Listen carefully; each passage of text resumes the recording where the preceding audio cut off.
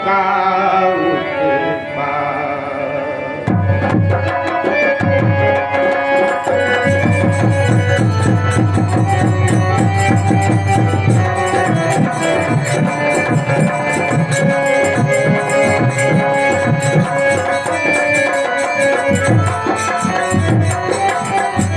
द्वापर युग के अंत की कहते हैं हम बात, राजन घर घर हो रहा असुरों का।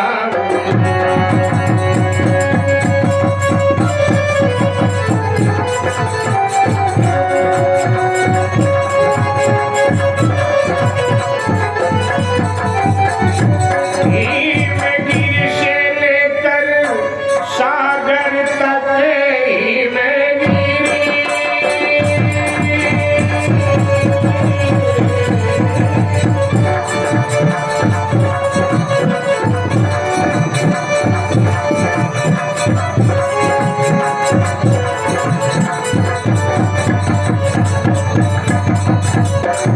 हिमगिरी से लेकर सागर तक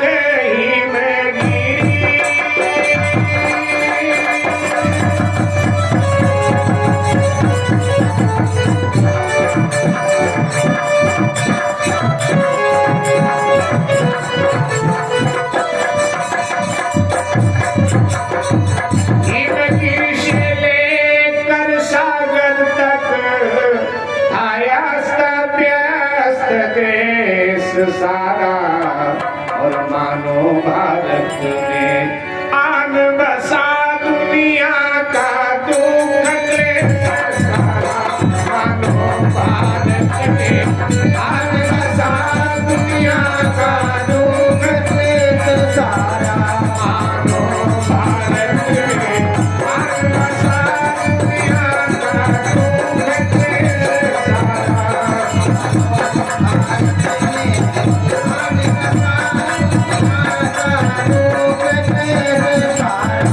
छोटे छोटे राजाओं में हर समय युद्ध ही हो जाता था, हर समय युद्ध ही हो जाता था, हर समय युद्ध हो जाता था। आपस के इतने झगड़े थे भाई भाई, आपस के इतने झगड़े थे भाई भाई को खाता था। आपस के इतने झगड़े थे भाई भाई को खाता था।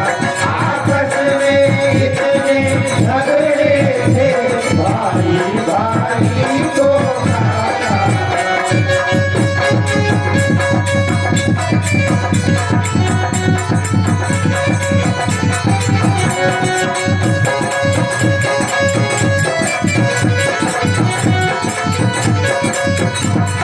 प्रगटे थे मूर्तिमान पापी प्रगटे,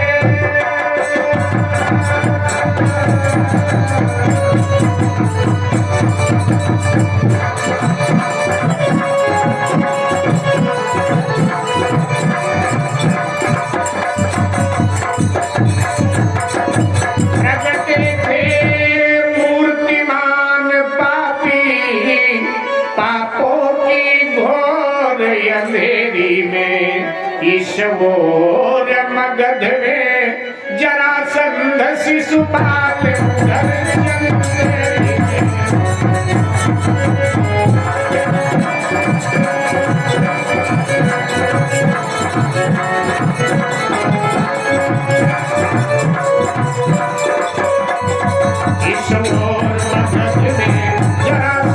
शिशुपाल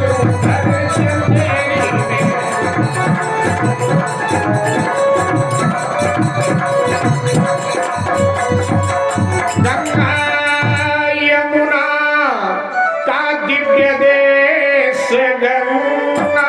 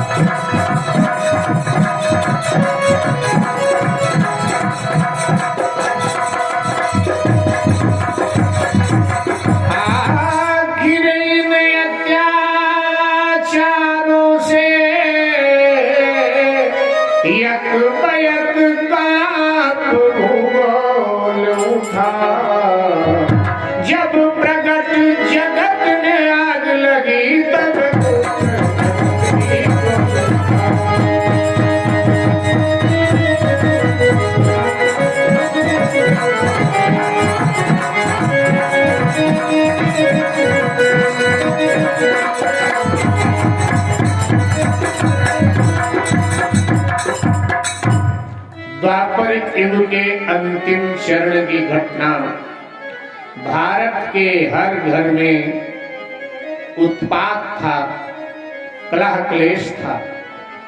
हिमालय से लेकर के सागर तक, कन्याकुमारी तक यह भारत देश अस्त व्यस्त हो रहा था।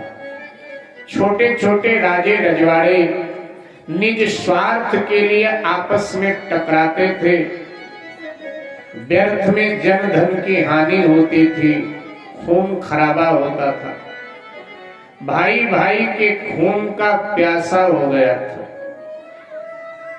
दृष्टिपात करने से प्रतीत होता था, विचार करने से ऐसा लगता था मानो पाप 3 रूप लेकर के भारत में पैदा हो गया हो।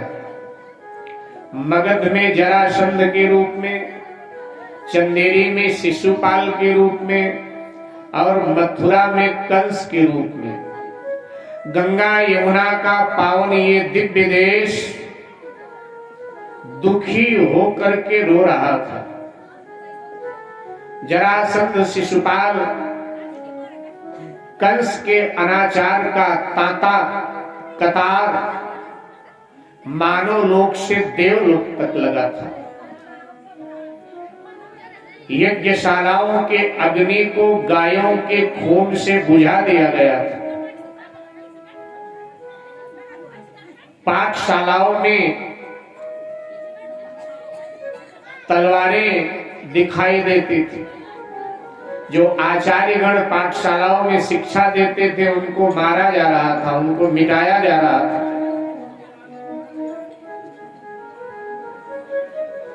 इस प्रकार से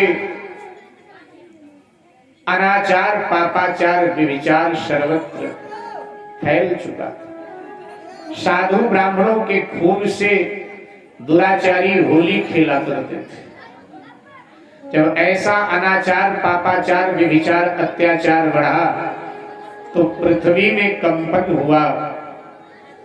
पृथ्वी मां गौ रूप लेकर के ब्रह्मलोक में पधार गई।